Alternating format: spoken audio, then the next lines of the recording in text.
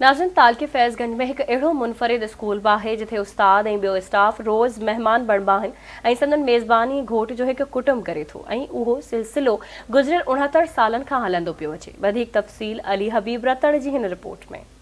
ही खैरपुर ज़िले के तालके फैज़गंज जो गवर्नमेंट हायर सेकेंडरी स्कूल खुदा बख्श हिसबाणी है। असुल गाल मानी खाराइण जी न, पर उन पोयां जज्बो ऐं उन सिलसिले के ज़रे घट मुनी सदीअ खां कायम रखण है जेको सभिनी खे हैरत में विझी छॾे थो। स्कूल में 50 खन उस्तादनि ऐं ॿिए स्टाफ के रोज़ानो मांझांदो खेनि मान ॾियण लाइ कराए वञे थो। फेबरवरी 96 में जी मुझी पेरी पोस्टिंग थी थी त ब्रेक जो जॾहिं टाइम थियो त हिकिड़ो उमिरि रसीदा माण्हू मथे ते साड़ी लस्सीअ जी हथ में माननि जो खारो उहो हिते स्कूल में असांखे खणी आयो ऐं मूं त सोचियो शायदि को मुंहिंजी पहिरीं पोस्टिंग आहे मानी अरेंजमेंट को शायदि वन डे जे लाइ आहे, पर मुसलसिल हफ़्ते खनि खां पोइ मूं पुछा कई त हीअ छा माजरा आहे। हर रोज़ मानी हिकु उमिरि रसीदा माण्हू खणी अचे थो। उन्हनि ॿुधायो त हीअ जेको आहे हिन ॻोठ जो मालिक बि आहे, हिन स्कूल जो मालिक बि आहे जंहिं स्कूल खे ज़मीन डोनेट कई आहे ऐं हीअ ख़ैरात उनजी तॾहिं खां वठी स्टार्ट आहे हेसि ताईं हले थी पई। पुराणी सकाफ़त आहे, पाण ॾाढो मोहम्मद दाऊद मानी खणी सॼे स्टाफ कराईंदो। अॻे हीअ स्कूल ॻोठ में हुयो, उते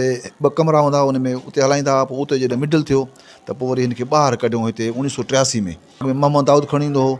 उन खां पोइ जेको असांजो पुटु हुयो मोहब्बत साहब अलाह वधायो, उहे हूंदा। उन खां पोइ गुज़ारण वञण खां पोइ वरी अजीब साहब ऐं फ़कीर गौसफ हिसबाणी इहे मानी हिते मोकिलींदा आहिनि ऐं ॿाहिरि बि मानी हलाईंदा आहिनि। उनजो उताक आहे 24 कलाक सॼे महिमान खे महिमान नवाज़ी बि कनि। फैज़गंज तालके जे ॻोठ खुदा बख्श हिसबाणी में ही स्कूल 1954 धारा प्राइमरी स्कूल तौर वजूद में आयो, जेको बाद में हाई स्कूल ऐं हाणे हायर सेकेंडरी स्कूल बणिजी चुको आहे। ॿुधायो वञे थो त ॻोठ जे नेक मर्द फ़कीर मोहम्मद दाऊद हिसबाणीअ पंहिंजो बंगलो ऐं 4 एकड़ ज़मीन स्कूल लाइ वक़्फ़ करे छॾी।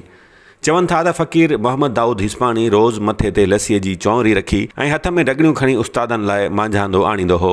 भलो इहो थियो जो संदसि पुॼाणा संदसि पोइर उस्तादनि खे मान ॾींदा अचनि ऐं महिमानीअ जो इहो सिलसिलो अञा सुधो जारी आहे।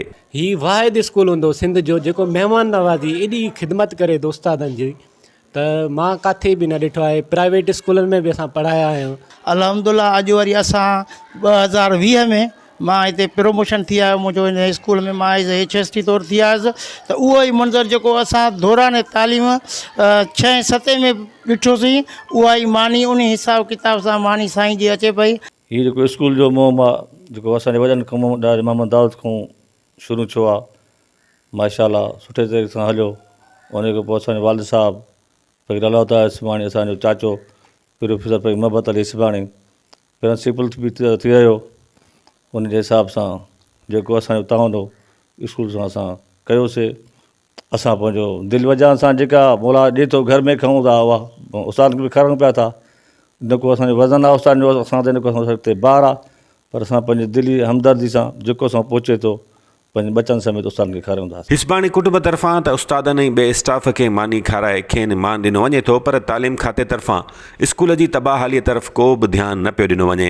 हिकु पासे स्कूल जी इमारत पुराणी थियण सबबि ज़बून थी चुकी आहे त गॾोगॾु फर्नीचर जी तमामु घणी खोट आहे। हिन इदारे में कम्यूनिटी जो त माशाल्लाह ॾाढो कोऑपरेशन आहे, पर असां इहो चाहींदासीं त गवर्नमेंट बि असां सां सहकार करे ऐं फर्नीचर जी तमामु खोट आहे, फर्नीचर असांखे ॾिनो वञे त जीअं असां हायर सेकेंडरी जा ॿार बि सुठे नमूने सां क्लास हलाए सघूं।